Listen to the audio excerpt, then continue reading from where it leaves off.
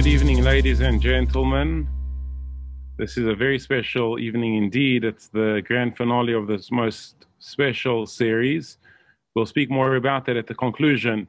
But this evening we have very special guests. The star of the evening, Mr. Krok and Mr. Marc Lubner. And as I've mentioned in the past, and I'll say it again, the purpose of this series has been, number one, to give recognition and gratitude for the tremendous dedication and commitment in areas of Chesed in particular, which is very much due, especially this evening, to all of the participants. And secondly, through recognizing what is done, we can, please God, inspire each other to do a little bit more. We all need each other, and every single one of us can make a difference. Without further ado, I'd like to hand over to Rob Katz. Thank you, Rabbi, and a warm welcome to our participants, Mr. Krok, Marc Lubner, and also just a very, very warm welcome to our viewers. Hope all of you are safe and sound. Just to remind our viewers for the first time and for those that are rejoining, we are open for questions, and there is a Q&A and a chat facility, and to the extent that the questions are relevant, we will most certainly make every effort to pose the questions. Solly, I'd like to start with you, and I'd like to start with you at the feature of the show, which is Wolf at the Door. So once we've done that, I'm then going to go into a bit of background with you. You are a legend in the South African business field. More important, you're a legend in the community from a Chesed point of view, and I think that you have a very, very important message to teach each and every one of us. But that I want to deal with once we've dealt with the wolf at the door. So if I can start off, first of all, Solly, if you can just unmute yourself, and if you can just literally for 3 minutes talk about the Wolf of the Door project, and then I'm going to hand over, or I'm then going to start talking to Marc about it, and then come back to you, Solly. So Solly, a warm, warm welcome to you, to our show. The Wolf at the Door, it's really the last project that Mr. Krok has been involved in a lifelong of Chesed. Why this initiative? Okay, let me tell you how this arose. I was texting Adrian Gore, middle of April, sometime middle of April. I said, I'll tell you what's worrying me. When they discover a vaccine, or they discover medical solutions to COVID, the poor are still going to be poor. The fact that there are more poor people now mushroom because of COVID. So Adrian passes the comment and said, well, we have to do something for the long term. He said, why don't you, Solly, you're turning 91 in a few months' time. Why don't you walk, he challenged me 400 meters a day, and try and grow up that you'll do 50 meters, 50 kilometers, or maybe even 91 kilometers your birthday. So at first I thought that's an impossible task for me. As a young man, I've never walked, I've never run, I've never exercised. As a young kid, I was quite a promising soccer player until I had a cartilage operation, and it was a doctor, Mr. Stewart, they called surgeons those days, Mr. They butchered me, and to this day, I've had a problem with my cartilage all my life. I was also told at one time by a chiropractor that I will never walk again, I'll be in a wheelchair. I've defied those odds, and I still walk now, and I still with a knee guard. So I've done that. So I took up, taking up Adrian's challenge. My son took me for the first walk. Where I live in Hyde Park. The street's called,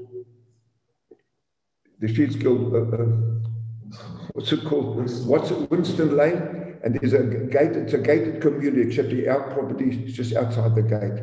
And from one gate to the other gate is 170 meters. So the first day my son took me, I said, oh, this is impossible. But as I got halfway, I saw the gate. And then when I got to that gate, I came back and I said to myself, mindset myself, if I do one step at a time, I'll see the gate. And as it happened, the second time that I saw the gate, and I said, this is doable. So I built myself up from one kilometer. I have to do 6 laps to do the 1 kilometer. Each lap is 170 meters, 6 laps to do that. And eventually I got the hang of it, and I started growing up to do that. a lesson I learned from that is in life and in academia and everything you do in your life, you've got to do everything one step at a time, but you've got to visualize the success and you've got a mindset to it. For example, if I had to walk from my home where I live down to the Hyde Park shopping, which is down the road, first road, I would never have made it. The fact that I could see the girl, the gate at 170 meters, halfway was 85 meters and coming back. So my lesson to everybody in that matter is that visualize success, but see your goals and take it one bite at a time. Don't chew more than you can. So that's what kick-started it. So then we planned to do the walk to culminate with my birthday, which was the 28th of May, 2020, my birthday. And what happened was that particular week was very cold. We decided to move forward the final launch, which is the 4th of June. Adrian and a lot of other dignitaries walked with me that day, and I became an overnight celebrity without wanting to be a celebrity, because I'm not looking for the echoes of it.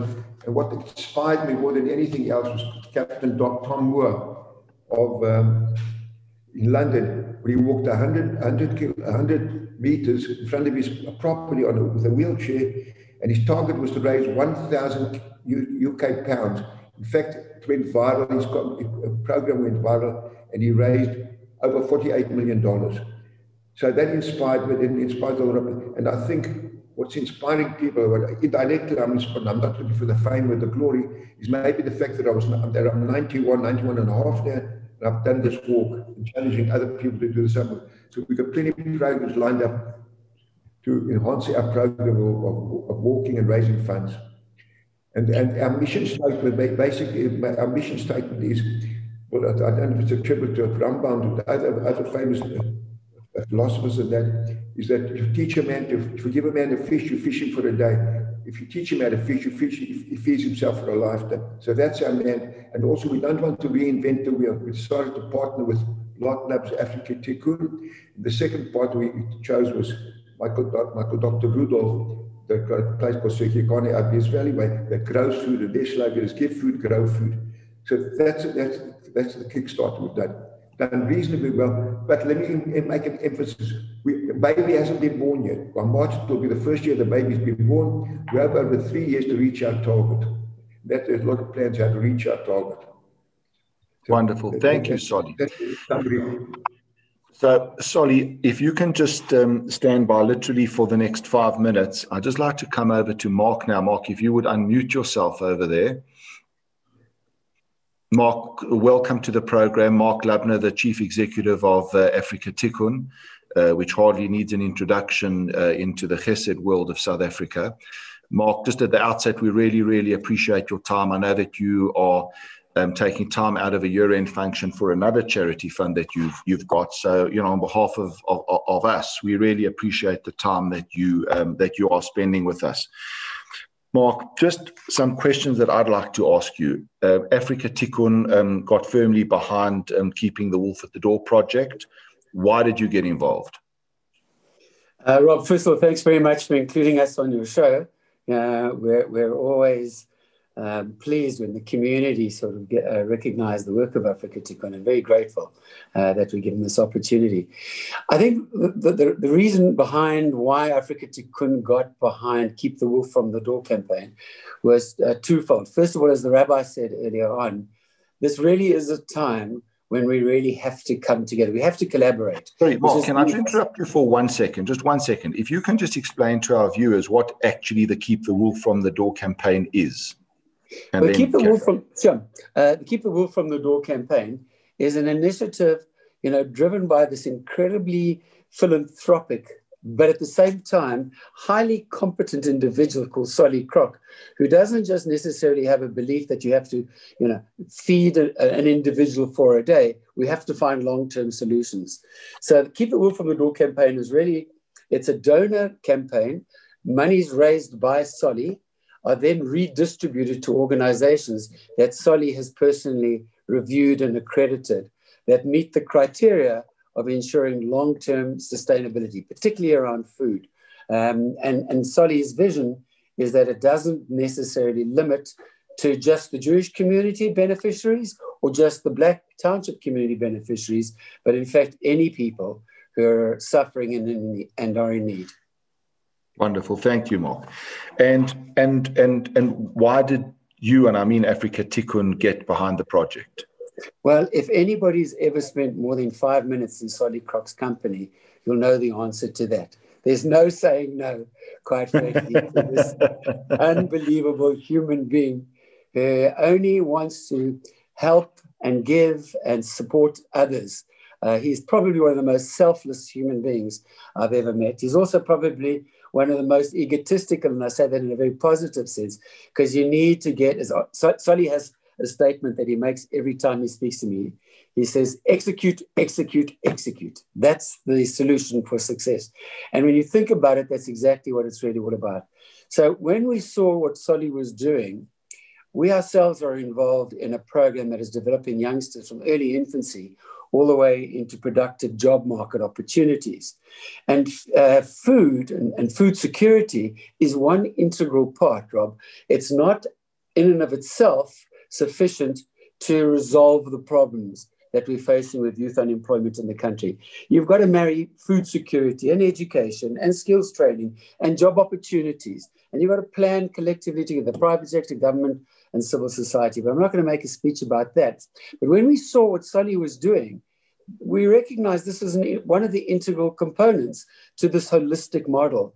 And so we were only too happy to get behind this initiative and provide Solly with the marketing support and fundraising support that he and his assistant Freda were looking for.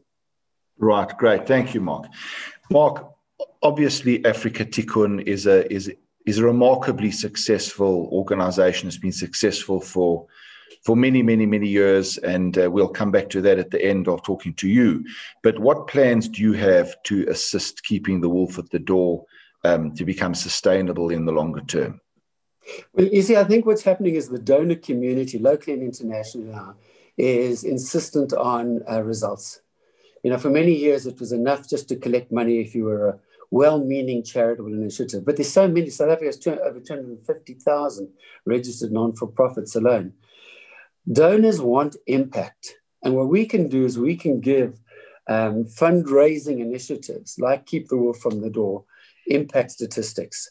So our intent is, first of all, to, wherever we're dealing with high net worth individuals globally, introduce those individuals to Solly, because as I said, if you spend 5 minutes in his company, you're not going to be able to say no. And then to be able to support Keep the Wolf from the Door through our networks, through back office support, finance, admin, should it be required, on an ongoing basis. We're currently doing that for Keep the Wolf from the Door, and also helping with, marketing supports wherever we possibly can. But importantly, I think to link what money Solly raises into a communal pool, as it were, of funds that achieve this cradle-to-career model that we implement. Wonderful. Mark, I know your time is very limited, and as I said, we are much appreciative of the time that you spent.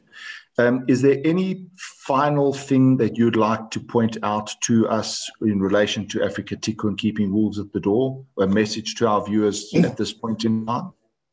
It really is my suggestion is to listen to the ideas of a 91-year-old going on 61-year-old. Solly has remarkable ideas and concepts, but he needs backing and he needs support to unlock those opportunities.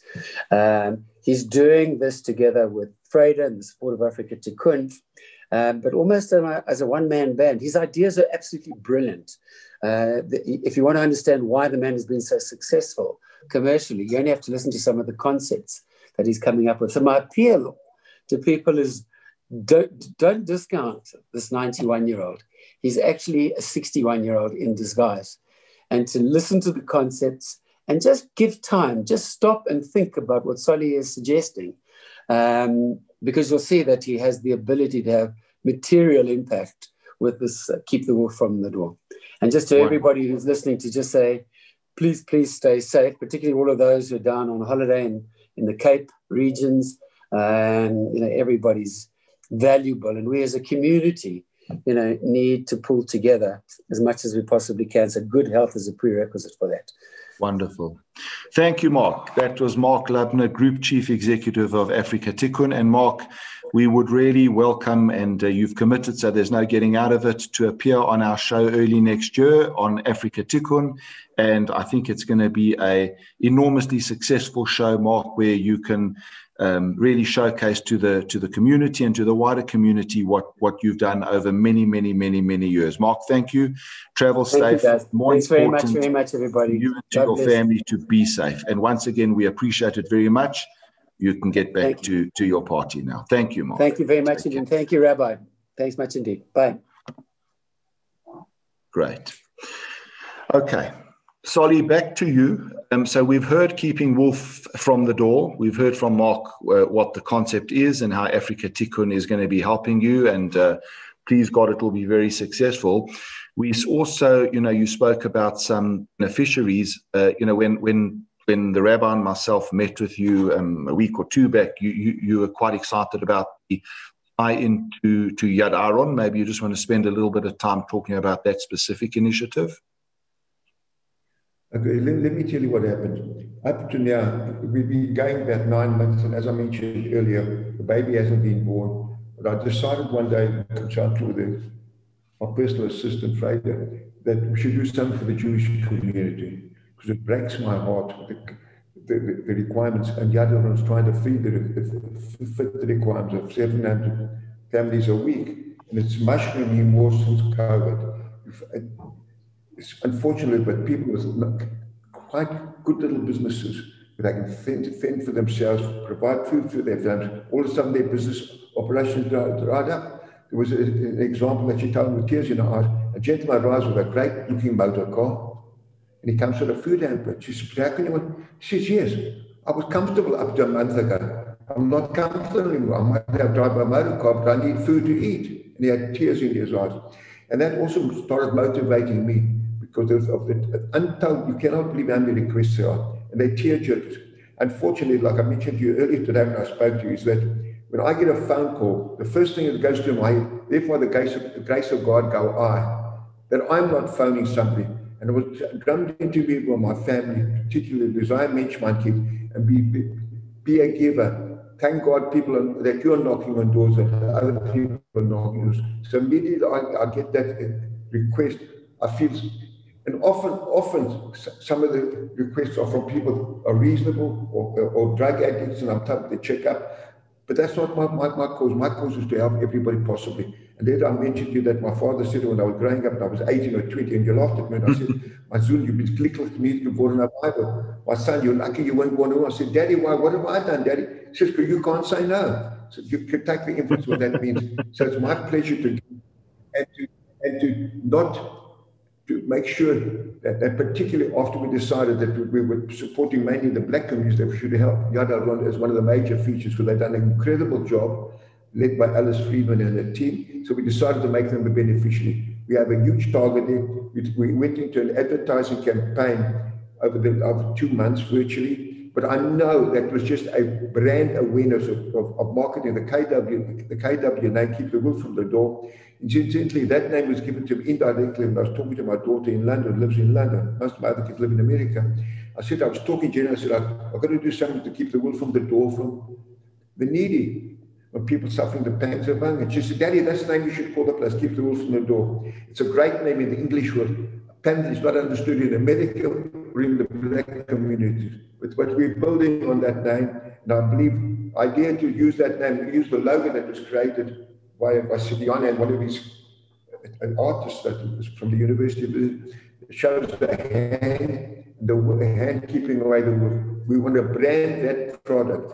I'm coming into something that I shouldn't even discuss right now, but we want to brand that product. It should be on any food product in the world, and the donors or the parties. Can you imagine if the brand was on Coca-Cola, for example, and we should just give us £1 for every can. You'd raise millions. So basically, Keep the Wolf from the Door is a program that we raise funds. We choose an accredited organization to distribute it. Like can give a tax certificate, and we don't want to reinvent it. I don't need to create a separate organization to deliver to create accounting. So our partners in that respect is Africa together, and of course the expertise from Marc Lubner and his team, particularly his daughter, Takara, that's fortunately not well at the moment. So the program is to help the world. And I don't mind if there are 500 other competitors, if everybody's mission statement is to feed the hungry. And in this particular case, this last campaign was to food, and our slogan there is, let not our Jewish families suffer the pangs of hunger. So yes, I must say, sorry, yeah, I must say that you mentioned Yar Aaron and Alice Friedman. We've had Alice on the show, featured Yar Aaron specifically, and I endorse what you're saying. They are a most wonderful Chesed organization, and about your early upbringing, what how life was for you in the early days of Johannesburg. Started your business, but what I really want to emphasize to our viewers is that sometimes people enter the tzedakah world and become givers of tzedakah late in life when they have made money. With you, it wasn't like that. All through your life, you carried the community with you. You were a giver of tzedakah, a starter of tzedakah funds. When I've told people I'm interviewing for the show, they said, yes, you don't know, but if it wasn't for Solly Krok, this institution wouldn't be around. If it wasn't for Solly Krok, that institution, and no one even knows about anything. And I do want to make an on-the-record statement over here, is that you said to me, you don't really want to talk about yourself. And I said, no, we have to talk about you from a chinuch and from an educating the community point of view. You do have a most fantastic example and reputation and history that needs to be shared as an example to each and every single one of us. So, Solly, let's start with that. The early days in the life of Solly Krok. Okay, let me just amplify the word example. I believe that every family, history, accomplishment, career choices that is based on the family harmony between husband and wife and the children, the unity of children together. I was fortunate that I grew up in a family which tzedakah was a natural byword of our lifestyle. Let me go back a little bit. I was born on the 28th of May, 1929. That was the year of the Depression, the World Depression, where people were throwing themselves off buildings in New York, losing their fortunes and that. And lo and behold, I became a celebrity at birth. The doctor that delivered me was Dr. Golden Grant. He was famous. He arrived with a 1929 black Ford motor car to deliver me. But alas, my mother still felt she was pregnant with another child. She couldn't speak English. Luckily, there was a Jewish woman that explained to her. They eventually called her the doctor. She was pregnant with my twin brother, Avi. And you won't believe it, he was born 19 hours after me. In those days, South Africa had 15 to 20 million people maximum. Everything happened in Pretoria. The hospital, it was the Queen Victoria Hospital, the hospital just behind the Constitutional Court. They got that. And they went to Pretoria and registered the birth of Avi and myself. So we were really creating some abnormality in my life. And Avi used to say to me, he was the gentleman. Tell me the ghost. He said, you go first, he's the gentleman. So after you, sir. So he said, yeah, I was brave enough to face the new world. And you're still comfortable in your mother's womb. So anyway, that was our joke for years. But I was fortunate with my twin brother and I, we had an incredible report. But let me come back. The example was set by my family. It was just one of those incredible things in my life. My father came from Rakashik. A year before, I was 15 months before I was born, and he brought my mother out a year later. And he refused to marry my mother. It happens in those days, you married on the station, you could train and you came to South Africa via. He refused to marry my mother until my mother's brother married my father's sister. And that's exactly what happened. Then in 1939, when the war started, my father begged his sister and husband to come to South Africa. They had two little kids, begged them. No, we're making a living, don't come. And alas, they were massacred in the Holocaust. My father totally lost it after that period. There were a third brother, there were three in the family, and his second brother, his older brother, Eli, was conscripted by the Lithuanian army, and they never saw him again, disappeared. So he grew up in an atmosphere of Jew hatred, anti-Semitic approaches, the Cossacks coming into his village and burning down the house. And my father wanted to go to America first initially. They couldn't get in the quotas after he arrived in South Africa. 15 months later, my mother gave birth to my twin brother and myself. So that was the start. But what was the lessons I learned, which I want to emphasize the lesson? Every day it was jumped into me, Zion Mensch, man, Zion Mensch, it was the truth for yin, truth for sichana. Be a human being, my boy. Whatever you do for anybody else, you get the result, you get the benefit. That was driven home to me. So let me give you a few life lessons for business also. You know, what I explained earlier on, it's the life lessons that your family inculcate in a person. I made a lot of mistakes. I was only worried about making money in business. Sometimes you've got to learn one thing. Every child is different. But besides that point, my father seemed to know that so on. But first I heard from my mother used to say, I didn't get much of a history of their past. But she would say, they were great daughters. My grandfather, who I was named after, his name was Osher Shlomo Rabinovitz, and he was a very frugal guy with a long beard. He used to learn through the night. The mother said, anonymously, they used to make challah and give challah out to poor people in the area. That was one of the things. And it was just totally to say all that. But some of the life lessons I learned, for example, let me give you an example. We lived in Regent's Park. Regent's Park, the main street was called Augusta Road. There were 10 trading stores in that area. Of the 10, 8 were Jewish. The only non-Jewish traders in that area were the Portuguese gardens. In those days, all the Portuguese controlled fruit and vegetable markets in South Africa in those days. And the Greeks controlled the cafe. So the one Greek cafe, the others were all Jewish things. And my father grew up and to speak Afrikaans, and the Afrikaners loved him and all that. But they would say always, you Jews are Christ killers. But my father would say, but he's Jewish, we gave him to you. Except that in the 1948 war, when Israel conquered the Arab countries around that wanted to massacre us and take us off the map, you should say, what do you think? I remember talking to one erudite Afrikaner, say, just look how we Jews managed it, and we conquered those arms. So that one Afrikaner said, Meneer Krok, daarin mense is nie Jode. Those people, Mr. Krok, are not Jews. They are Israelis. And the perception that I'm trying to point out is that we Jews were always perceived to be the weak, meek, mild that couldn't fight back in life. We always gave in over the 3,000 years. We were massacred, our families were massacred, our ancestors were massacred. And yeah, my father, but the perception always was that Jews not a fight. Of course, fast forward 70 years, we've come down to the major companies, major countries in the world can defend ourselves and show the world we can. As a matter of fact, the point I want to make also is that the world does not know what the Jews are trying to do. Just now take COVID. You see this, the Pfizer company and the other company that's making this been passed for FDA approval of the COVID thing. Are Jews at the helmet of most of those people? You see the latest statistics, but Jews are the helmet. So we've always been that way. Let me give some examples of what I was taught also. One day I said to my daddy, Daddy, please, Daddy, give me 10, those days were pound shillings and pence. Please. And the Geide and the was a mile and a half to walk through. Often I played through it because the Geide would end up the soccer field, play soccer. Movie houses. I said, Daddy, there's no movie house in Regent's Park. Regent's Park, the south of Johannesburg, just near City Deep mines in South Johannesburg. I said, Daddy, please give me 10 cents. Please give me 10 cents to go to bicycle for me and my twin brother.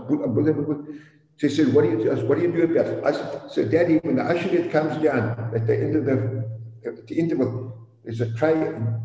So I said, I used to wait around and I used to put my hand in and I stole an ice cream and I didn't pay for it. He gave me the biggest of my life that I remember now, 18 years later, 85. Yeah, can you imagine if he said, oh, that's clever, my son. I would have been the biggest gunner. In other words, it's what you're taught at home. And it's not even a question, it's what you're taught at. There are quite a few other incidents. Let me just mention, if we get some off my chest there. Besides, I used to help my dad in the store. He had a department store, was quite comfortable. And he used to, all the Chataisen, the guy would work, they loved my father. They loved the Jews. They loved the best doctor was the Jewish, the accountant was Jewish. I'm talking now 70, might be 80 years ago I'm talking about. So one day I said to him, Daddy, and I used to help him in the shop. So I said, Daddy, you know John is stealing. John Domedorza was his right-hand man. He's stealing, takes baloney, takes shit. My father was smiling. I know my son what it is. But it's a better lighting for that gun of the nana. I better suffer the indignity of a thief than a fool. John makes money from me. The fool won't never make money from me. So that's one of those simple lessons of business. He said, then one day my dad says to me, who drowns in the sea? Daddy, of course the weak swimmer. No, he said, the strong swimmer, he goes too far out and can't come back. He's overconfident. And that's, take examples of businesses recently, even in South Africa, stock exchange. I don't want to quote the companies, but they undertake the sales, whatever market, and they just it happened to me also, overconfidence. Sometimes you blow your money, especially in America. I do some deals, but you've got to be. Otherwise, and he says, take a picture frame and said, look in the frame. Don't jump out of your frame, my son. Know your limitations. Don't. And also the lesson is, was always like employ people that are more smarter than you often can help you grow things also. So that was like two lessons. Two lessons. Then let me tell you a story of why I never smoked in my life. One day I grabbed a cigar out of my dad's shop, and behind the house where we lived, there was an empty stand with fun. We used to play cowboys and crooks. So I took the cigar. I was 12 years old, I think, and I sat on a rock and I smoked the cigar. To this day, 80 years later, I can smell the gout and the bitterness of what the cigar did to me. I've never put a cigarette in my mouth. I should patent that formula. Give every person a cigar and say, stop smoking, stop smoking. So that's just some of the things I've just remembered. I made a few notes about it. And of course,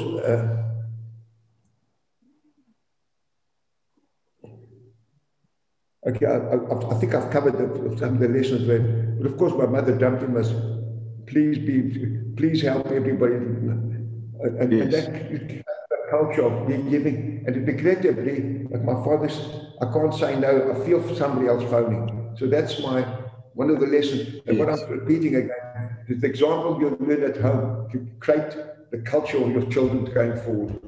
Right, wonderful, Solly, and those are fantastic lessons. That's exactly what we on the show want to get to our viewers is lessons learned. I suppose in a lifetime of business, in a short interview like this, one can't really get the full nub of what you achieved. Certainly, the lessons learned are unbelievable. We've got a comment here from one of our viewers, not a question, but I just want to say, Solly, you're remarkable, wise, and light unto our nation, and I'm loving all your stories. Add 120. Solly, we've spoken about your initial lessons learned in your family home, and those are lessons for life. I particularly like the swimming story, but equally important, perhaps more so, is the tzedakah side of Solly Krok. Can you just share with us some of your achievements, what's driven you into the tzedakah world? I know you did say earlier in the show that you came from a home where tzedakah was important, but you've taken it to a different level. It started with late Julius Wanson, who was chairman of the Designers Federation at the time. And Fritz Frank from Frank and Hirsch was a major collector those days. I remember him coming out, then Ben Gurion arrived, my twin brother, myself, and one other, Ben Gurion. And I don't know if that set us off, because once we paid for a whole plane load of people come from Russia to go to Israel and all that. But I think what set us off mostly is doing things differently. And a standard I Can program, which was totally different, was trying to raise funds, and I'll come to that just now, philanthropy, raise funds without begging a person to give you a donation. So what we did was kind of an instant success with the mock wedding. We did the mock wedding. Mock wedding was called In an Affair. Louis Burke and John Blickel, the masters, and the late Gertie Auerbach produced the lyrics of the songs. And that show went on for 19 towns in South Africa. And every major, what the clever part about that show is that even Bertie Love, we made businessmen Paul Alders, and I was the bride wooed by. No, I was the groom looking for a bride. I had Eddie Keller in my bride once. I had Michael Rapp. I had a whole lot of different rides. We did it in Cape Town in the show, and that showed the incredible success story of the want of the people. It's a pity we wanted to take it overseas. We never took it overseas, but we incorporated the business with, and that became such an instant. Flowing from that also, we did a thing called Million X. Millennium was based on the stock exchange at the time.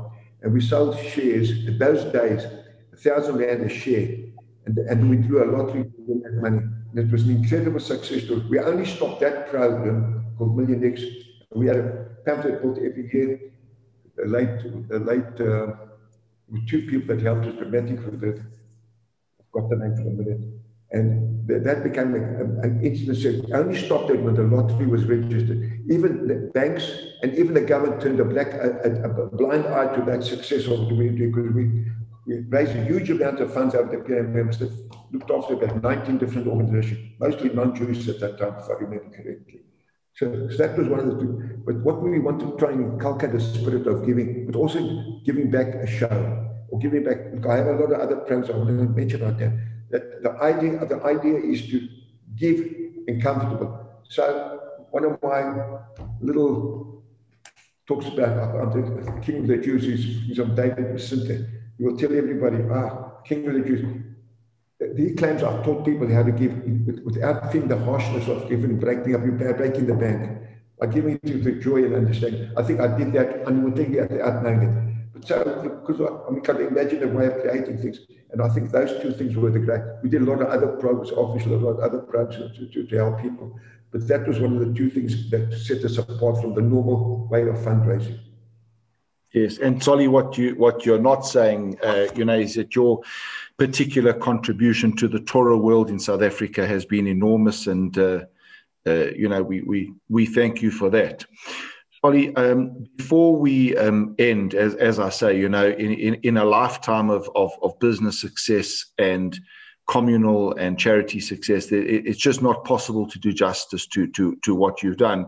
But before I conclude, just any last thoughts and comments where our viewers and future generations can learn anything from your life? Is there any single message that you'd like to give across to anybody, to us? Yes, I think one of the things it's been dwelling in my mind for a long time is we Jews are incredible. We're a light unto the nations. And we say entrepreneurial. I mean, if you take the 10 richest people, there's always a lot of Jews amongst them. How come we haven't created $1 billion companies where the dividends all go to philanthropic operations? Why have we got to beg people to give an annual donation?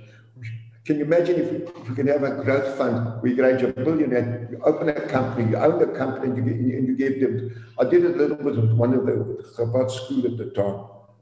When I was approached, and 8 of us signed security. I'm just giving an example. 8 of us signed security, bought a property in Bromfontein for a song at the time, and that property. And I said to the other 7 signatories that we paid 8 million, each signed for $1 million. Oh well, we might pay. The usual story of some deal. That property escalated to such a. It's now funding probably plus minus nearly 40% of the school thing by Mandy Goldman running it. So why don't we create a philanthropic corporations in the world that creates funding, not begging always for donations? Because it does happen in the world. It does happen. So that's one of the things that I got in my mind to come and pass the baton to somebody to try and create that program. It's one of the things. I definitely think just raising. Look, for example, this advertising we did through the Jewish Report, which was funded by the Betway crowd. It was only a branding exercise. That advertising doesn't work. And most people will tell you it's personal calling, personal call, personal. I've been reasonably successful when I made a call. But you have to ask people for the funding. And of course, there is enough funds to go around in the world, but you've got to make sure you get it and have a convincing. And of course, you must have credibility. And so basically, I just think that's one of the things that should happen in the world. Creating a philanthropic corporation owned by a channel with proper auditing, proper controls, and to feed. And now I want to say one thing, feeding the hungry, which is a major problem. The World Food Organization got the Nobel Prize. That's how serious it is. And I was reading an article, the guy, the chairman, I think, of the World Food Program, named Beasley, he said prior to COVID, a year prior, they were feeding 18 million families. By the time COVID, it went up to 138 million. Since then, it's gone up to 270 million people they have to feed every year. It's an enormous amount. And this is one business where you don't have to fear competition, welcome competition. Everybody gets together. There's another thing I've also read. You can't just rely on the high net worth people. Sometimes it's better to raise $1 a month. Because a friend of mine used to work with, I had a business with him in America, is now going to think for the Karma babies. Their whole approach there is to raise $1 from each person who's got a cell phone. So there are 2 billion cell phones in the world. We've got 2 billion cell phones. I get $2 billion a month. I can feed a hell of a lot. I can feed all the poor in the world. Yes. So maybe switching of emphasis is look for small money for more people. It's one of the campaigns I'm working on. The campaign I'm working on is put the logo, to keep the wolf from the logo, like I mentioned earlier, the Coca-Cola can, and get a $1, for example.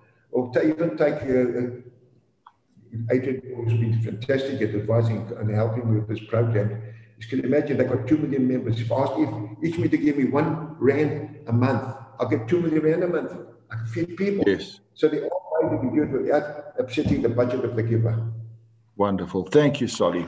One can clearly see the passion coming through this show for your ability to want to help others. Solly, it says in, how do I sum up and how do I thank you for a life of giving? It says in the davening in Shabbat, at the end of Shachrit, just before Musaf, for those involved faithfully in the community, HaKadosh Baruch Hu Yeshalem Scharam, God himself will pay the reward. And Solly, please God, mit gesund in dein Kopf bis 120, and the Eibishter should bench you and your whole family with only good things and health and happiness and nachas bis 120. Thank you, Solly. And I know that the rabbi is going to come in at the end, and thank you. Just want to say one thing. 120 years plus VAT, I don't mind plus VAT. And please, if you look up KWD.COSA, and please give, you won't get poorer, everybody. Wonderful. Thank you, Solly. Thank you very, very much. Rabbi? Just to begin with, on a personal note, and on behalf of the whole base community and certainly the whole Jewish community, I want to say thank you to Mr. Solly Krok and to Marc Lubner for allowing us this opportunity to see your commitment to kindness, to chesed, to caring for others, caring about what you do, seeing how you do it. It's truly a Kiddush Hashem and really beyond special. It is also, again, as we've said on so many different occasions, and it's certainly still true, a true indication of the uniqueness and the special nature of our Jewish community. I'd like to echo Mark's words with a little bit of an adjustment. I hope he doesn't mind. He mentioned that, in relation to Solly, that he's 91 going on 61. In truth, I think Solly's 91 going on 21, maybe 31, if you want to talk about it. His ideas, his dreams are truly tremendous. And the truth is, from the bottom of my heart, I really hope that they are able to come to fruition, even if just some of the ideas come to fruition. For a world with these ideas in it, such a world will truly be a better world. This, there is no doubt in my mind. So thank you, Solly. Thank you, Mark. It's really been a wonderful experience. I'd also like to say thank you to Freda Haberfeld for all she does. It's greatly appreciated, and thank you as well. There are other acknowledgements as well that are most appropriate and most necessary. I want to mention and thank our partners in the series Soul. Thank you for this partnership and for all that you do. Rob Katz, Esquire. I want to say thank you for the series, but not only for the series, for the time, the effort, the care you put into our special community. And more than that, I'll say the following, and you don't like this, but it doesn't matter. The reality is you are truly an embodiment of what the series hopes to teach and what the series hopes to inspire. So thank you for being you. I also want to say thank you to Ariel Weber for all that he does. The series really wouldn't be what it is without his involvement and without his organization behind the scenes. It's truly, as I've said in the past, and I'll say it again, greatly appreciated. I also want to say thank you to my brother Moshe and to Jonamo for all that he does in making these webinars a reality, not only in relation to tonight, but in relation to quite literally thousands of webinars that we have hosted over the last couple of months. We really could not have done this without you. Before I conclude, as I've mentioned in the past, and I want to mention it again, and I'm going to say this, I'm going to say it personally in relation to my own wife, but I want to say it in relation to all the family members of all those that participate in all of these, in many of these webinars. I want to say a public thank you for holding the fort during these webinars. And in fact, I would like to thank, as I mentioned, all the family members of all those that participate and have participated in these webinars. It's one thing to do one program or to do 2 programs, but or even to do 10 programs, but quite literally to do hundreds, to do thousands of programs. We really could not do it without the rest of you, and it's greatly appreciated. It also should be mentioned once again that every organization that we have hosted has been beyond special and really inspiring to host. And we're doing our best to find as many Chesed organizations as possible, as many organizations that do any type of kindness whatsoever. And we're looking for them in order to showcase them, in order to let the community know what is actually going on behind the scenes, because there are so many illustrations of such wonderful people and such wonderful organizations. The more the merrier. Please God, everyone should realize the importance of chesed, the importance of kindness. And most importantly, perhaps, everyone should realize, every single one of us should realize that every single one of us has got what to contribute. So let us all get going and contribute a little bit more to one another. Thank you to everyone for joining us this evening. We look forward to seeing each and every single one of you really soon. Keep safe and have a wonderful night.